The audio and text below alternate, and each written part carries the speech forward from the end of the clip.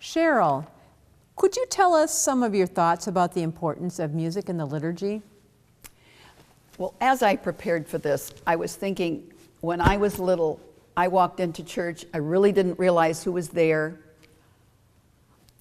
I was there just for me to watch the priest at the altar. Today we come to Mass with the expectation that we do full active participation in both the read word, we follow our books, the spoken word, the responses we give, as well as the hymns and the service music. Great. What is it about those who do not feel they have a nice singing voice? Singing is such an important part of the music. What about those who don't feel like they have a great singing voice? And that, quite frankly, there is a large percentage of people in the pew that feel that they don't want to be heard. But the full active participation means that you are following it. You may not sing, but that music is has an effect on the person who is following the sacred text with the melody.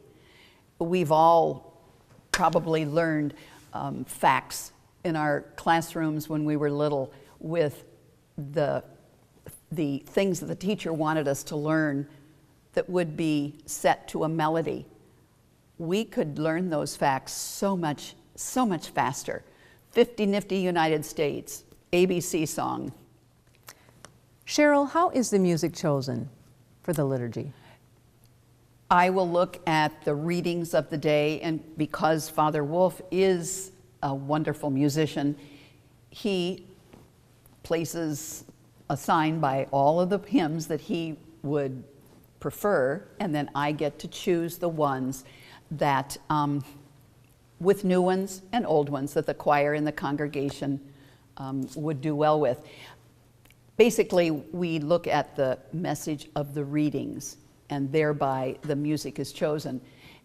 How does the music impact the church calendar? How do you help the congregation to see the difference in the church calendar through the music?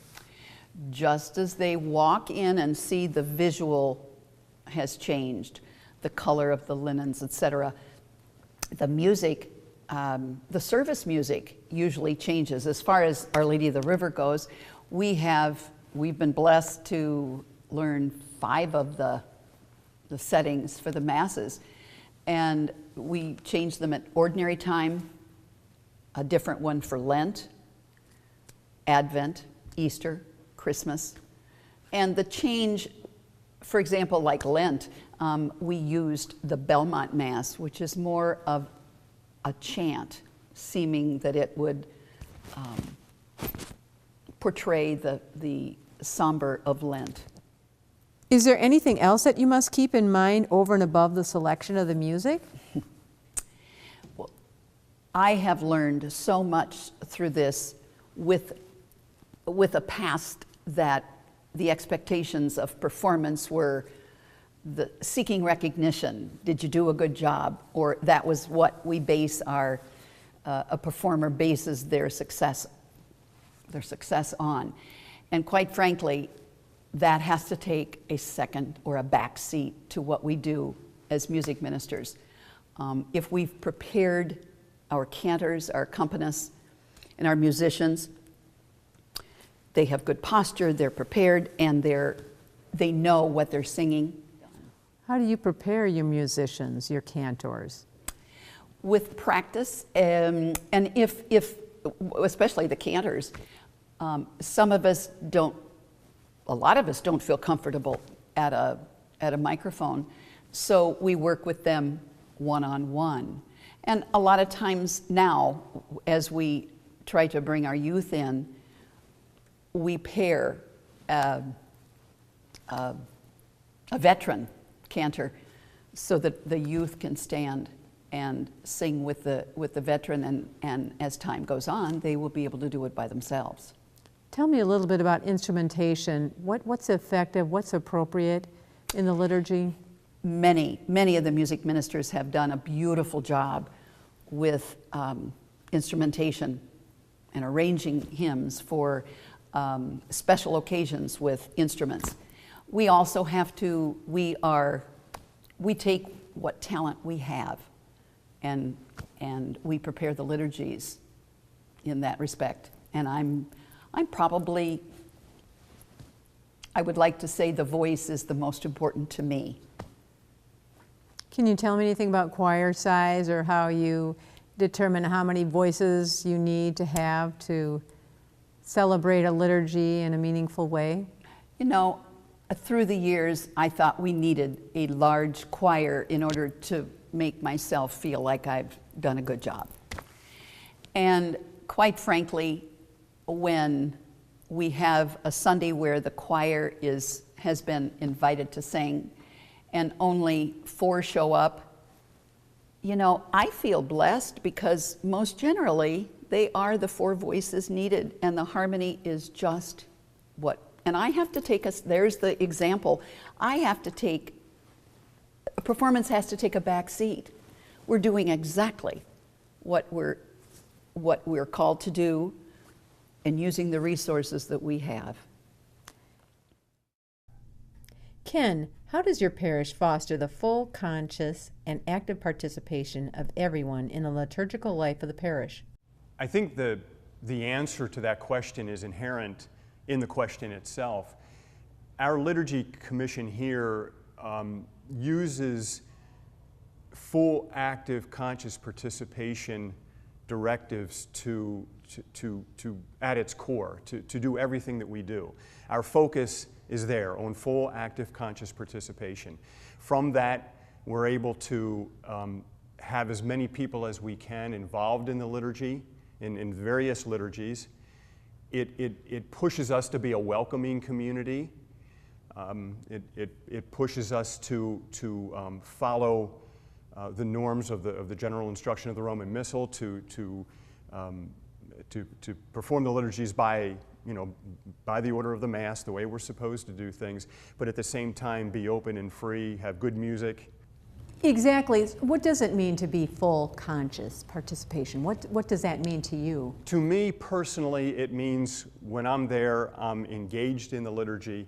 I am singing. I can't sing very well, but the people in front of me turn around and say, "Oh, you can quiet down a little bit." But singing, to also be able to offer your talents, if you're a Eucharistic minister, to put your talents to that task and do a good job of it. If you're a reader, to do the same. But as everyone who walks in the door, irrespective of their job or what they're doing or whether they're just here to celebrate, that everyone is engaged in the liturgy and is listening and taking it in. How do you encourage that for other people? I know what you do for yourself, but how do you encourage that for others? Well, I think it's a responsibility of us who are involved in the liturgical celebrations, the Liturgy Commission, to bring the liturgy to life, to have the best music we can possibly have. That brings so many people in. For our readers to read with emotion and care and not just read, they're proclaiming. To have people be friendly to each other when folks walk in the door, the ushers and the other lay ministers are there to greet them and say hi, and all of that together should fire people up. Tell me, how do you recruit and train lay liturgical ministers? Well, we have the benefit of having a very large parish. And I can imagine in a smaller parish it might be a little tougher, but we actively recruit. We have, once a year, we have a ministry fair where we just introduce various pieces of ministry, not just directly related to liturgy, but various ministries that we do, and use that as an opportunity to recruit. But at the same time, there's many folks coming to us and saying, "I'd like to be a Eucharistic minister. I'd like to be a lay reader," and we take that seriously. No one's on a schedule until they're properly trained. We have several training sessions throughout the course of the year for any new ministers coming on. Some it's a one-on-one situation. Some it's a group of people. Sometimes it's a workshop. We do take the training seriously, and again, we don't allow anyone to be involved in the ministry until they are adequately trained. What makes a good lector? That's a good question. Understanding what you're reading, understanding the text that's before you, understanding the relationship of that text to maybe other parts of the Bible, reading with emotion, reading somehow, and I keep saying the word reading and I really mean proclaiming is the word I should be using, but to push that out there with some kind of emotion and to get people engaged in what in the word of the Lord that you're pushing forward. I had a friend that I used to lecture with 40 years ago. That's been a long time, I know, but 40 years ago, a buddy and I came right out of high school and we were lecturing together. And his goal was to get people to get their heads out of their little missalettes and look at him while he was proclaiming the word. And he said then he knew he had their attention. Ken, can you talk a little bit about liturgical decoration, the importance of that in the church and during the liturgy? Well, arts and environment, of course, is part of our liturgy commission here at St. John Vianney. And we have a group of women, and there's a lot of them, and I think there's a couple of guys in there too, I'm not sure, but they do a superb job of decorating the sacred space. And it isn't just, decorating is probably the wrong word, but the very first thing they do is read the rules. Again, I allude back to the general instruction of the Roman Missal, and for a particular season of the year, how the space should be decorated and the things not to do. And these folks are just great at what they do. They study and they come in here a lot of times late in the evening and they start moving things around and changing things. But I've pointed out to some of our lay ministers, some of our Eucharistic ministers and our lectors, that when you get up there, you become part of the environment. And if it's Advent, there's a certain look and feel to the environment during Advent. And if you get up and you're gonna proclaim the word with a Santa Claus sweater on, that kind of takes away from the environment a little bit. Do people in the pew know the difference? How are they educated about that? Well, the last serious education that I was a part of, and where we delved into some of the environment, was when the third typical edition of the Roman Missal came out, and we did extensive presentations and all kinds of training here for anyone who wanted to attend, and we had pretty good turnout. Went into some of the history of the church, and of course, the new things coming out with the Roman Missal, and also got into posture and got into environment and the things that all kind of come together to make the worship the way it should be. How about music in the liturgy? How important is music in the liturgy? Really, really, really important. I grew up in a small parish, a small mission parish, and music was tough for us because we didn't have the variety of talent that we would have in a large parish. We did the best we could, but as I grew older and had to move around the country and move into different parishes, you just notice how the music just uplifts the liturgy so much, especially if the music is correct. And what's really neat about the music is that people join in. That keeps them active and conscious. They join in and they jump to it. One other really good thing to mention about music, and I mentioned about the talent that's available in all over in many of our parishes, the vast amount of talent. We have a sister parish in John Denis, Haiti, and if you go down there and attend Mass, you're not going to see very many musical instruments. They have kind of bongo drums there, and they have a couple of other things, but what makes the music there is what can make it anywhere is just the singing.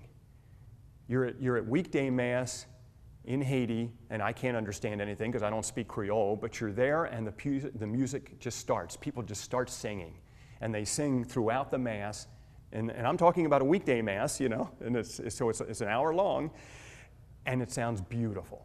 It is just beautiful. So it doesn't really have to be the size of the parish necessarily, right? As long as people are singing Yes. talent isn't necessarily confined to a large parish? Talent's not necessarily combined to a large parish. I only mention that because it's easier to find people. It's easier to root out the real talent that you need in a cantor or someone who can sing. Of course, every parish has those people. Everybody has them. Just a matter of finding them. It's a matter of people raising their hands and saying, hey, I can do this. I got a voice, I can do this. Any other thoughts on liturgy in the church?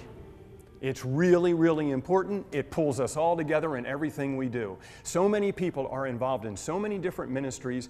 They have the talents that they want to lend to the church, whether it's in social action, whether it's in liturgy, whether it's in buildings and grounds, but the liturgy is what pulls us all together. Thank you very much. You're welcome.